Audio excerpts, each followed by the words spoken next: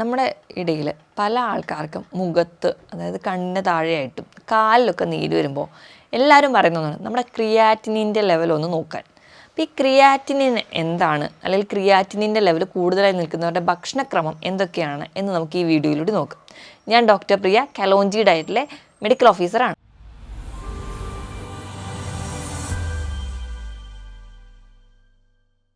Creatinine എന്താണ്? Creatinine എന്താണ് എന്നറിയുന്നതിന് മുമ്പ് ക്രിയാറ്റിൻ എന്താണെന്ന് നോക്കാം. നമ്മുടെ ശരീരത്തിലെ പേശികൾ, പ്രധാനമായിട്ടും സ്കെലിറ്റൽ മസിൽസ് എന്ന് പറഞ്ഞിട്ടുണ്ടെങ്കിൽ നമ്മുടെ കയ്യിലും കാലിലും ഒക്കെയുള്ള മസിൽസ്, അതായത് നമ്മുടെ ചലനത്തിന് സഹായിക്കുന്ന പേശികൾ. ഈ പേശികൾക്ക് വേണ്ട ഊർജ്ജമാണ് ക്രിയാറ്റിൻ എന്നുള്ളത്. ഈ ഒരു ക്രിയാറ്റിൻ എന്ന് പറയുന്ന ഊർജ്ജം നമ്മുടെ ശരീരത്തിൽ തന്നെ ഉൽപ്പാദിപ്പിക്കുന്നതാണ്. ഇവയുടെ പ്രവർത്തനങ്ങൾ കഴിഞ്ഞ്, അല്ലെങ്കിൽ അതിൻ്റെ ഒരു ബ്രൈറ്റ് പ്രോഡക്റ്റായിട്ട് വരുന്ന ഒന്നാണ് ക്രിയാറ്റിനിൻ. ഈ ക്രിയാറ്റിനിൻ നമ്മുടെ ശരീരത്തിലെ ഒരു വേസ്റ്റ് പ്രോഡക്റ്റായിട്ട് വരികയും അത് വൃക്ക അരിച്ച് മൂത്രത്തിലൂടെ പുറന്തള്ളുകയാണ് നോർമലി നടക്കുന്ന പ്രോസസ്സ്.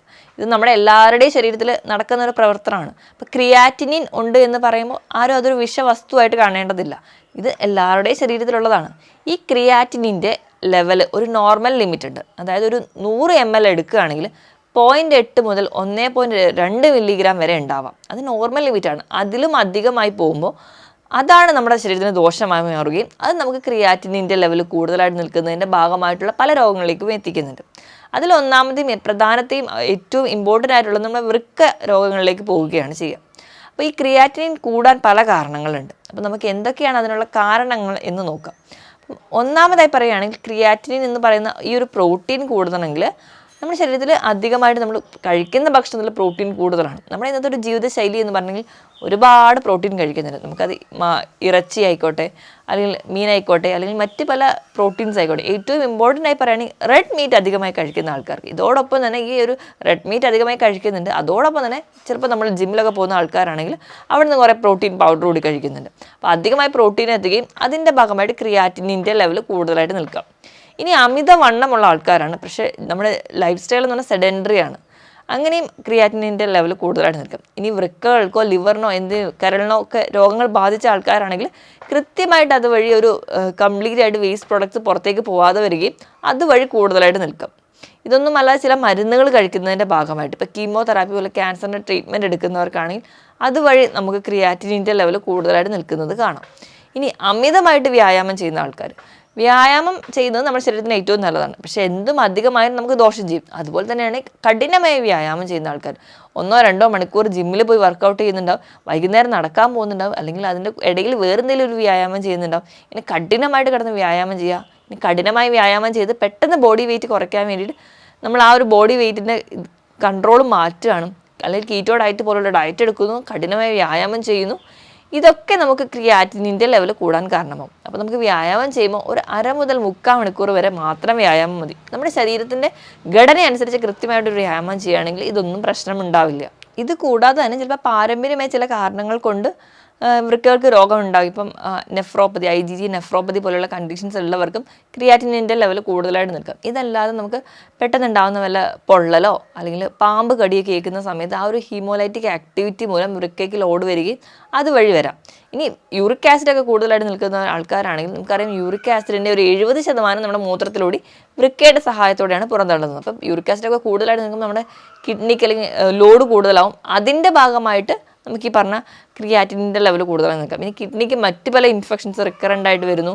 അതുപോലെ തന്നെയാണ് കിഡ്നിക്ക് കല്ലുകൾ വരിക. ഇപ്പം സ്റ്റോൺസ് ഒക്കെ ഫോം ചെയ്യുന്നവരാണെങ്കിൽ അപ്പോൾ അങ്ങനെ ഒരു ടെൻഡൻസി ഒക്കെ ഉള്ളവരാണ്. ഇപ്പോൾ നിങ്ങളുടെ ഭക്ഷണ രീതിയിൽ എപ്പോഴും ഇലക്കറികളും ഒക്കെയാണ് നിങ്ങൾ കഴിക്കുന്നത്, നിങ്ങൾ അതോടൊപ്പം തന്നെ വേണ്ട രീതിയിൽ വെള്ളം കുടിക്കുന്നില്ല, അതൊക്കെ നമുക്ക് സ്റ്റോൺ ഫോം ചെയ്യാനുള്ള ടെൻഡൻസി ഉണ്ടാകും. ഇങ്ങനെ അധികമായിട്ട് സ്റ്റോൺ ഫോം ചെയ്യുന്നത് നമുക്ക് കിഡ്നിക്ക് ഉണ്ടാക്കുന്ന ഒരു പ്രഷർ കൂട്ടുകയും അല്ലെങ്കിൽ കൃത്യമായ ഒരു ബ്ലഡ് സപ്ലൈ ഉണ്ടാവാതെ വരികയും അത് നമുക്ക് ക്രിയാറ്റിനിൻ്റെ ലെവൽ കൂടുതലായിട്ട് നിൽക്കാൻ വേണ്ടി കാരണമാവുന്നുണ്ട്. ഈ പറഞ്ഞ കാരണങ്ങൾ കൊണ്ടാണ് പ്രധാനമായിട്ടും നമുക്ക് ക്രിയാറ്റിനിൻ്റെ ലെവൽ കൂടുതലായിട്ട് നിൽക്കുന്നത്. പക്ഷേ ഈ പ്രശ്നം, അല്ലെങ്കിൽ ക്രിയാറ്റിനിൻ്റെ ലെവൽ ഇന്ന് കൂടുതലായിട്ട് ചെറുപ്പക്കാരെ ബാധിക്കാനുള്ള ഒരു പ്രധാന കാരണം എന്ന് പറയുന്നത് നമ്മുടെ ഒരു ലൈഫ് സ്റ്റൈൽ തന്നെയാണ്. അതായത് നമ്മുടെ ഒരു ഭക്ഷണ രീതി എന്ന് പറഞ്ഞാൽ നമ്മൾ റെഡ് മീറ്റ് അധികമായി കഴിക്കുന്നു, നമ്മൾ മധുരം അധികമായി കഴിക്കുന്നു. ഈ റെഡ് മീറ്റൊക്കെ എന്ന് പറഞ്ഞിട്ടുണ്ടെങ്കിൽ നമ്മുടെ ശരീരത്തിൽ പെട്ടെന്ന് ഇൻഫ്ലമേഷൻ അല്ലെങ്കിൽ നീർക്കെട്ട് ഉണ്ടാക്കുന്ന ഒന്നാണ്. അപ്പോൾ നമ്മുടെ ശരീരത്തിൽ ഈ ഒരു നീർക്കെട്ട് ഉണ്ടാവുകയും നമ്മുടെ കോശങ്ങളിൽ നീർക്കെട്ട് ഉണ്ടാവുകയും അത് നമുക്ക് ജീവിതശൈലി രോഗങ്ങളിലേക്ക് പോകുന്നുണ്ട്. അതുപോലെ തന്നെ പ്രമേഹമൊന്നും നിയന്ത്രണമല്ലാതെ പോവുക. നമ്മൾ നല്ലപോലെ കാർബണേറ്റഡ് ഡ്രിങ്ക്സും കോള പോലെയുള്ള ഡ്രിങ്ക്സൊക്കെയാണ് സ്ഥിരമായി കഴിക്കുന്നത്. നമുക്ക് പ്രമേഹവും അതുപോലെ തന്നെ BP ഒക്കെ ഉണ്ട്. ഇതൊന്നും വേണ്ട രീതിയിൽ കൈകാര്യം ചെയ്യാതെ പോകുന്നതിൻ്റെ ഭാഗമായിട്ട് അൺകൺട്രോൾഡ് ആയിട്ട് ഈ പ്രമേഹമൊക്കെ പോകുമ്പോൾ ഏറ്റവും ആദ്യം ബാധിക്കുന്നത് വൃക്കയാണ്. അതുകൊണ്ടാണ് ഇന്ന് ചെറുപ്പക്കാർക്ക് ഈ ഒരു പ്രശ്നം കൂടുതലായിട്ട് നിൽക്കുന്നത്. ഇന്ന് പല ആൾക്കാരെ നോക്കിക്കഴിഞ്ഞാൽ കോമൺ ആയിട്ട് അവരുടെ ക്രിയാറ്റിനിൻ്റെ ലെവൽ എന്ന് പറഞ്ഞാൽ എപ്പോഴും ഒരു ബോർഡർ ലിമിറ്റിലായിരിക്കും കാണുന്നത്. അപ്പോൾ നമ്മൾ ഈ ഒരു ഹാബിറ്റൊക്കെ ഉള്ളതുകൊണ്ടാണ് ഇത് കൂടുതലായിട്ട് നിൽക്കുന്നത്. അപ്പം ഇങ്ങനെ ഒരു പ്രശ്നമുണ്ടെങ്കിൽ നമ്മൾ തിരിച്ചറിയാൻ പല ലക്ഷണങ്ങളും നമ്മുടെ ശരീരം തന്നെ കാണിക്കാറുണ്ട്. അതിൽ ഒന്നാമതെന്ന് പറഞ്ഞാൽ നമ്മുടെ കാലിൽ നീരുണ്ട്. കാലൊക്കെ തൂക്കിയിട്ടിരുന്ന് കഴിഞ്ഞാൽ വൈകുന്നേരം ആകുമ്പോൾ കാലിൽ ഭയങ്കര നീര്, മുഖത്ത് നീരായിട്ട് വരും. അതുപോലെ തന്നെ മൂത്രം എപ്പോഴും കലങ്ങി പോകുന്ന പോലെ കാണാം, മൂത്രത്തിൽ പതയായിട്ട് പ്രസൻറ്റ് ചെയ്യാം. ഇനി മൂത്രത്തിൽ ചില ആൾക്കാരിലൊക്കെ രക്തത്തിൻ്റെ പ്രസൻസ് കാണിക്കാറുണ്ട്. അതുപോലെ തന്നെ ഇടയ്ക്കിടയ്ക്ക് മൂത്രം ഒഴിക്കാൻ പോയി തോന്നലുണ്ടാവുക, പക്ഷേ മൂത്രം കംപ്ലീറ്റ് ആയിട്ട് പോയിട്ടില്ല എന്നുള്ളൊരു തോന്നൽ. സ്കിന്നിലൊക്കെ ചില സ്ഥലത്ത് ചൊറിച്ചിലായിട്ട് അനുഭവപ്പെടും. ഈ വക പ്രശ്നങ്ങളൊക്കെ ക്രിയാറ്റിനിൻ കൂടുതലായിട്ട് നിൽക്കുകയാണെങ്കിൽ നമുക്ക് ഉണ്ടാകാറുണ്ട്. നമ്മുടെ ശരീരത്തിൽ ഈ ക്രിയാറ്റിനിൻ എന്ന് പറയുന്നൊരു കണ്ടന്റ് എന്ന് പറഞ്ഞാൽ നമ്മുടെ ശരീരത്തിൽ നിന്ന് പുറന്തള്ളേണ്ട ഒന്നാണ്. അപ്പോൾ അതിങ്ങനെ നമ്മുടെ ശരീരത്തിൽ കെട്ടിക്കിടക്കുന്നതിൻ്റെ ഭാഗമായിട്ട് നമുക്ക് സ്കിന്നിൽ ചൊറിച്ചിൽ വരുന്നത്. ഇനി സ്കിന്നിൽ ചൊറിച്ചിൽ വരുന്നതിനോടൊപ്പം തന്നെ നമുക്ക് ഓക്കാനം, ഛർദിൽ പോലെയുള്ള ബുദ്ധിമുട്ടും, ഭയങ്കരമായൊരു ക്ഷീണം, ഒരു തലയ്ക്കൊരു കനം പോലെ, ഒരു കോൺഷ്യസ്നെസ് ഇല്ലാത്തത് പോലെയൊക്കെ, ഒരു തലയ്ക്കൊരു മന്ദത പോലെയൊക്കെ പ്രസൻറ്റ് ചെയ്യുന്നതൊക്കെ ഈ ഒരു ക്രിയാറ്റിൻ ലെവൽ പീക്ക് ലെവലിലോട്ടൊക്കെ പോകുന്ന സമയത്ത് നമുക്ക് കാണിക്കാറുണ്ട്. അപ്പോൾ നമ്മുടെ ആരെങ്കിലുമൊക്കെ ഇങ്ങനെ കാലിൽ നീരോ അല്ലെങ്കിൽ ഈ പറഞ്ഞ ലക്ഷണങ്ങളൊക്കെ ഉണ്ടെങ്കിൽ നിങ്ങൾ എത്രയും പെട്ടെന്ന് ഒരു ഡോക്ടറെ തന്നെ കാണിക്കുക. ഇപ്പോൾ ക്രിയാറ്റിനിൻ എന്ന് പറയുന്ന ഒരു കണ്ടീഷൻ കൂടുതലായിട്ട് വരുന്ന കണ്ടീഷനിലാവുമ്പോഴത്തേക്കും നമ്മുടെ വൃക്ക ഫെയിലിയറിലോട്ടൊക്കെ പോകുന്നുണ്ട്. അതുകൊണ്ട് നിങ്ങൾ ഈ ലക്ഷണങ്ങളൊക്കെ ആർക്കെങ്കിലും ഉണ്ടെങ്കിൽ നിങ്ങളൊരു ഡോക്ടറുടെ കൺസൾട്ടേഷൻ എടുക്കുകയും കൃത്യമായ രോഗനിർണയം തന്നെ വേണം. അതിന് നമ്മൾ ബ്ലഡും യൂറിനും ഒക്കെയാണ് ആദ്യം തന്നെ ചെക്ക് ചെയ്യുക. അപ്പോൾ അതിൽ ആ ക്രിയാറ്റിനിൻ ലെവലാണ് നോക്കുക. 1.2 എന്ന് പറയുന്ന ഒരു അപ്പർ ലിമിറ്റിൽ അധികമായി പോകുന്ന സമയത്ത് നമ്മൾ നമ്മുടെ ഭക്ഷണത്തിൽ ആദ്യം ശ്രദ്ധ കൊടുക്കണം. ഭക്ഷണത്തിലൊരു കൺട്രോൾ വരുന്നതിനോടൊപ്പം തന്നെ കൃത്യമായൊരു ഡോക്ടറുടെ കൺട്രോളിൽ മാത്രം ചികിത്സിക്കേണ്ട ഒരു കണ്ടീഷനാണ് ഈ ഉയർന്ന ക്രിയാറ്റിനിൻ ലെവൽ എന്ന് പറയുന്നത്. അപ്പം ക്രിയാറ്റിനിൻ്റെ ഡയറ്റ് എങ്ങനെയാണ് സെറ്റ് ചെയ്യാമെന്ന് നോക്കാം. ക്രിയാറ്റിനിൻ ലെവൽ കൂടുതലായി നിൽക്കുന്ന ആൾക്കാർ ഏറ്റവും ആദ്യം ചെയ്യേണ്ടതെന്ന് പറയുന്നത്, നിങ്ങൾക്ക് പുകവലി, മദ്യപാനം പോലുള്ള ശീലമുണ്ടെങ്കിൽ അത് കംപ്ലീറ്റ്ലി നിർത്താൻ വേണ്ടി തയ്യാറാവണം. നമുക്കറിയാം നമ്മുടെ ശരീരത്തിൽ മദ്യപിക്കുന്നതിൻ്റെ വഴി ഏറ്റവും ആദ്യം നമ്മുടെ ഈ ടോക്സിൻ എത്തുന്നത് നമ്മുടെ ലിവറിലാണ്. ക്രിയാറ്റിനിൻ്റെ ഒരു പ്രോപ്പർ സർക്കുലേഷൻ അല്ലെങ്കിൽ പ്രോപ്പറായിട്ടൊരു പാത്വേ എന്ന് പറഞ്ഞാൽ ലിവറും കിഡ്നിയും ഒക്കെ വേണം. അപ്പോൾ നമ്മൾ ലിവറിനെ പിന്നെയും മുറിവേൽപ്പിക്കുന്നതിന് മുൻപ് തന്നെ നമ്മൾ ഈ മദ്യപാനം പോലുള്ള ശീലങ്ങൾ നിർത്തുക. മദ്യത്തിൽ നമ്മൾ അസറ്റാൽഡിഹൈഡ് എന്ന് പറയുന്ന ഒരു കോമ്പൗണ്ട് നമ്മുടെ ശരീരത്തിൽ ഉണ്ടാവുകയും അത് നമുക്ക് ശരീരത്തിന് തന്നെ ഒരു ടോക്സിനായിട്ട് ആക്ട് ചെയ്യുകയും വീണ്ടും ഒരു ലിവർ ഫെയിലിയറിലോട്ട് പോകും. അപ്പോൾ ഈ ഒരു പാത്വേ പിന്നെയും ബ്ലോക്ക് ആവും, അത് നമുക്കൊരു ഫെയിലിയറിലോട്ട് പോകും. അപ്പോൾ നമ്മൾ ആദ്യം അത് നിർത്തുക. ഇനി അതുപോലെ തന്നെ പുകവലി എന്ന് പറയുന്ന ശീലമുണ്ടെങ്കിൽ നമുക്കറിയാം നമ്മുടെ ആ ഒരു നിക്കോട്ടിൻ അല്ലെങ്കിൽ ടുബാക്കോ എന്ന് പറയുന്ന ഒരു കണ്ണിൻ്റെ രക്തത്തിൽ വരുന്നത് വഴി നമുക്ക് ബ്ലഡ് സർക്കുലേഷൻ കറക്റ്റ് ആയിരിക്കില്ല, വേണ്ട രീതിയിലുള്ള ഓക്സിജൻ നമ്മുടെ ശരീരത്തിന് കിട്ടില്ല. അപ്പോൾ നമ്മുടെ വൃക്കകൾക്ക് വേണ്ട രീതിയിലുള്ള ഓക്സിജൻ കിട്ടാതെ വന്നിട്ടുണ്ടെങ്കിൽ, കൃത്യമായൊരു ബ്ലഡ് സപ്ലൈ ഇല്ലെങ്കിൽ വൃക്കകൾക്ക് കൃത്യമായിട്ടൊരു ഫംഗ്ഷൻ ചെയ്യാൻ പറ്റില്ല. അതുവഴി നമുക്ക് ഈ ക്രിയാറ്റിനിൻ്റെ ലെവൽ വീണ്ടും പ്രശ്നത്തിലേക്ക് പോകും. അപ്പോൾ ആദ്യം ഈ ഒരു ശീലമുള്ളവർ കംപ്ലീറ്റ്ലി നിർത്തുക. ഇനി അടുത്തതായിട്ട് നമ്മൾ റെഡ് മീറ്റ് കംപ്ലീറ്റ്ലി ഒഴിവാക്കുക. റെഡ് മീറ്റ് എന്ന് പറയുമ്പോൾ പോത്തിറച്ചി, പന്നിയിറച്ചി, താറാവിറച്ചി ഇവ കംപ്ലീറ്റ് ആയിട്ട് നിർത്തുക. ഈ റെഡ് മീറ്റ് നമ്മുടെ ശരീരത്തിൽ വീണ്ടും വീണ്ടും നീർക്കെട്ട് ഉണ്ടാക്കുന്ന ഒന്നാണ്. അപ്പോൾ ഇത് കംപ്ലീറ്റ്ലി നിർത്തുകയാണെങ്കിലും ഒരു പരിധി വരെ നമുക്ക് ക്രിയാറ്റിൻ്റെ ലെവൽ വലിയ രീതിയിൽ കൂടാതിരിക്കുന്നത് കാണാം. അപ്പോൾ ഈ ക്രിയാറ്റിനിൻ എന്ന് പറയുന്ന ഒരു പ്രോട്ടീൻ ആയതുകൊണ്ട് പല ആൾക്കാർക്കും ഡൗട്ട് ഉണ്ടാകും, നമ്മൾ കംപ്ലീറ്റ്ലി പ്രോട്ടീൻ എല്ലാം നിർത്തണമെന്ന്. എല്ലാ പ്രോട്ടീനും നിങ്ങൾ നിർത്തേണ്ട കാര്യമില്ല. കാരണം നമ്മുടെ ശരീരത്തിന് വേണ്ടതുമാണ് കുറച്ച് പ്രോട്ടീൻ എന്ന് പറയുന്നത്. അതുകൊണ്ട് തന്നെ നമ്മുടെ ശരീരത്തിൻ്റെ എല്ലാ ഫംഗ്ഷൻസിനും പ്രോട്ടീൻ അത്യാവശ്യമാണ്. അതുകൊണ്ട് നമുക്ക് വെജിറ്റബിൾ പ്രോട്ടീൻസ് കഴിക്കാം.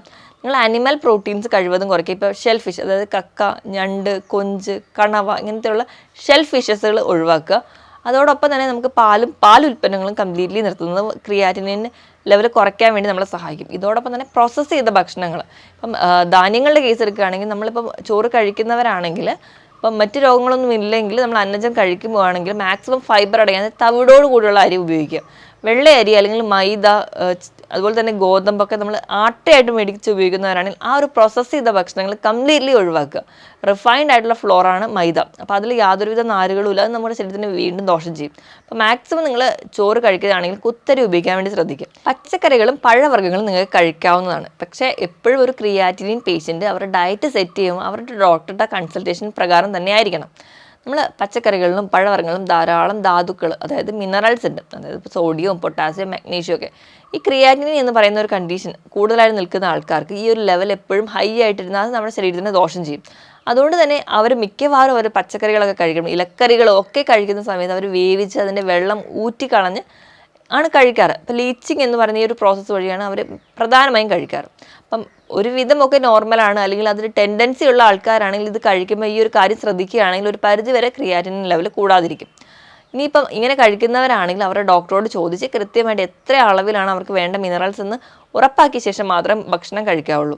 ഇനിയിപ്പോൾ ഫ്രൂട്ട്സ് ഇപ്പോൾ നമ്മൾ ഏത്തപ്പഴമൊക്കെ ആണെങ്കിൽ ധാരാളം സോഡിയം പൊട്ടാസ്യം ഒക്കെ അടങ്ങിയിട്ടുള്ളത് കൊണ്ട് തന്നെ അപ്പോൾ ആ ലെവൽ കൂടി പോകാതിരിക്കാൻ വേണ്ടി അത് പുഴുങ്ങിയിട്ട് മാത്രം കഴിക്കാൻ വേണ്ടി ശ്രദ്ധിക്കുക. അപ്പം ഇങ്ങനെയൊക്കെ നമ്മൾ ഒരു പരിധി വരെ ശ്രദ്ധിക്കുകയാണ് എങ്കിൽ നമുക്ക് ഒരു പരിധി കൂടുതൽ ക്രിയാറ്റിൻ്റെ ലെവൽ കൂടാതെ പോകുന്നത് കാണും.